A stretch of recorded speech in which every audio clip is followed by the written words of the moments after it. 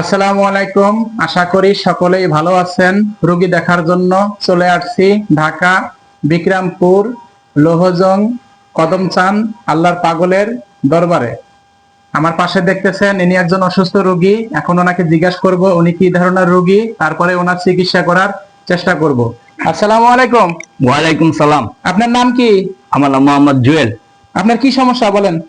আমার অনেকদিন যাবত কোমরে ব্যথা, ঠিক আছে, ঠিক মতো বসতে পারি না, বসতে থেকে উঠতে গেলে প্রচুর ব্যথা করে, মাঝে মধ্যে অন্যান্য ভারী কাজকর্ম করতে গেলেও প্রচুর কোমরে ব্যথা পাই আর কি। কতদিন থেকে ব্যথা? এটা প্রায় আজকে 5-6 বছর যাবত। 5-6 বছর যাবত? জি। আপনার নাম? জুয়েল, মোহাম্মদ জুয়েল। গ্রামের নাম? গ্রামের শরীয়তপুর। থানা জেলা? থানা হলো পালং, গ্রাম হচ্ছে টাউন চিকন্দি। জেলা?